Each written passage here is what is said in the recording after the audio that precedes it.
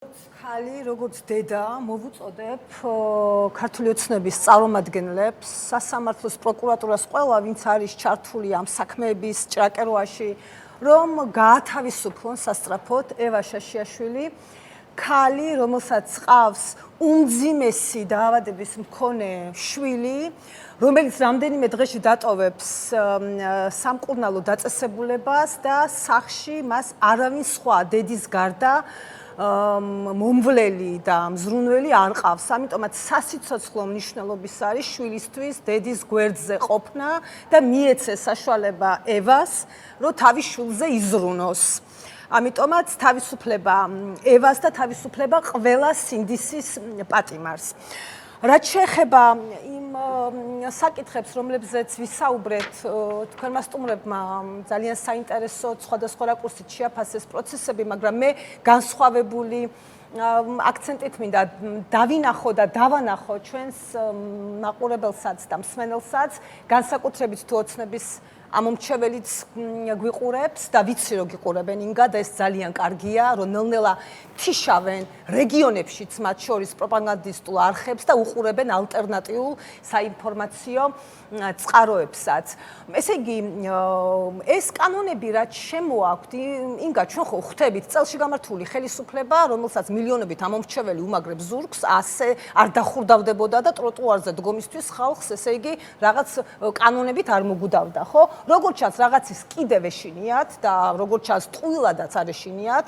ითქვა BBC-ს შესახებ, სავარაუდოდ ხმაურიანი პროცესები იქნება მომავალი წლიდან და ჩვენ ამას ყველანი ვნახავთ და როდესაც წინ სავარაუდოდ შეიძლება ჰააგა გემუქრებოდეს, იქ ტროტუარზე დგომასაც აკრძალავდა, კიდე სხვა ბევრ რაღაცასაც აკრძალავ. ამიტომაც რაღაცა ბუნებრივად მაინც მიდის პროცესები იმ დასასრულისკენ, რომელ დასასრულსაც ყველა ასეთი რეჟიმი აღწევს. ყველა ავტორიტარული რეჟიმი ძალიან ნელა იშლება, ტკივნეულად იშლება საზოგადოებისთვის, მოქალაქეებისთვის, მაგრამ დგება ერთი მომენტუმი, ერთი წუთი, ერთი დღე, როცა ისე უცებ შეიძლება ჩამოიშალოს სისტემა, არც თავად არ ველოდონ და არც ჩვენ არ ველოდოთ, მაგრამ ჩვენ უნდა ვიყოთ მზად, იმიტომ რომ ჩვენ გვექნება მოქალაქეებს, საზოგადოებას და რა თქმა უნდა, იმ პოლიტიკურ აქტორებს, რომლებსაც მოქალაქეები გამოუცხადებენ ნდობას, გვექნება ხელისუფლება გადმოსაბარებელი და ჩვენ უნდა ჩვენს მოქალაქეებს ვუპასუხოთ იმ კითხვებზე, რომლებიც ინგა დაუგროვდათ. რა თქმა უნდა, ყველას აინტერესებს, როგორ მიდის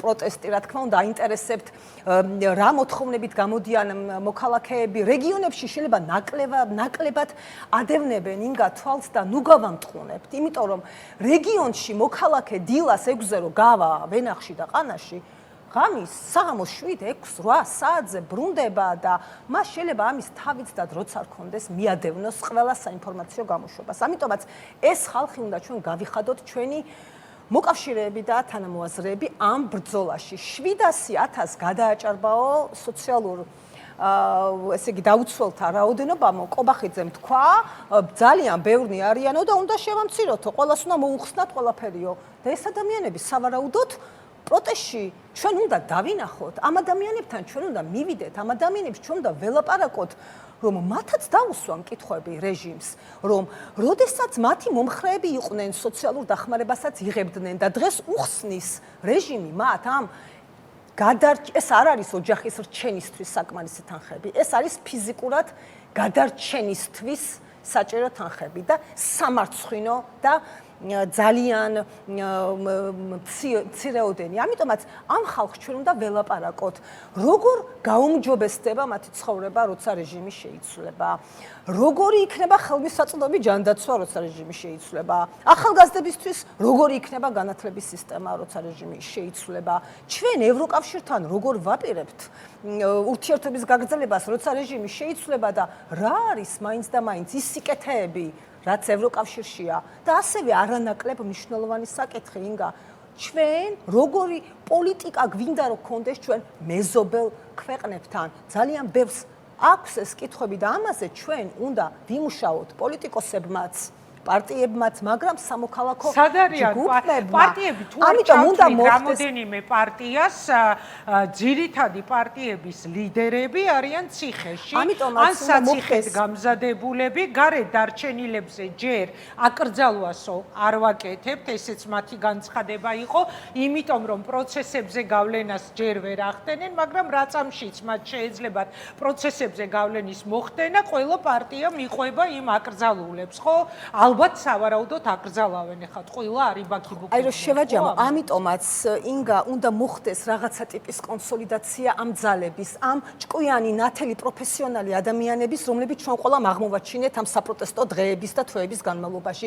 იმ პარტიებშიც არიან ადამიანები, ჯგუფები, თავად პარტიები, რომლებსაც უცხადებს საზოგადოება ნდობას, ყავთ ამომრჩეველი, უნდა მოხდეს რაღაცა ფორმით კონსოლიდაცია, რომ ჩვენ ვესაუბროთ საქართველოს მოქალაქეებს ყველგან, იმ ადამიანებსაც, რომლებიც არიან პროტესტში, მაგრამ თავის თავს აქტიურად, ყოველდღიურად რუსთაველზე დგომით ვერ ხედავენ, მაგრამ ეს არ ნიშნავს იმას, რომ ამ ადამიანებს მოსწონთ ის ყველაფერი, რაც ქვეყანაში ხდება და ამ ხრივ არის ბევრი სამუშაო, მე უფრო მეტად შევეცდებოდი ვიყო მაინც ოპტიმისტური, იმიტომ რომ ის განწყობები, რაც რეჟიმის მიერ გადადგმული ნაბიჯების შედეგად ჩვენ გვაქვს, არის წარმოუდგენლად მძიმე და ხმაურიანი, რას უშვებიან განათლების სფეროს ჭავჭავაძის გამზირი, რომელიც ყველასთვის იყო სტუდენტური და ახალგაზრდული გამზირი,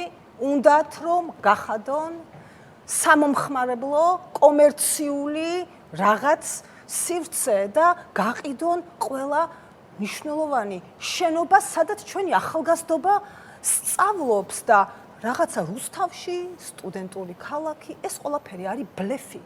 იგა ჩვენ გვაჩვენებენ რენდერებს, რაღაც პრეზენტაციებს, ეს არაფერი არ აშენდება. ჩვენ ხო ვიცით, ასეთი ძალიან ბევრი პროექტი ხო უჩვენებიათ და ეკრანებზე დარჩა. თქვენს არქივებში იქნება ძალიან ბევრი ასეთი პროექტის შესახებ ინფორმაცია. ამიტომაც განათლების რეფორმა, ეგრეთ წოდებული, არის სადამსჯელო, აი როგორც ტროტუარზე უკრძალავენ ხალხს დგომას, ესეთი სადამსჯელოა. მაგრამ მოდით აი მაშინ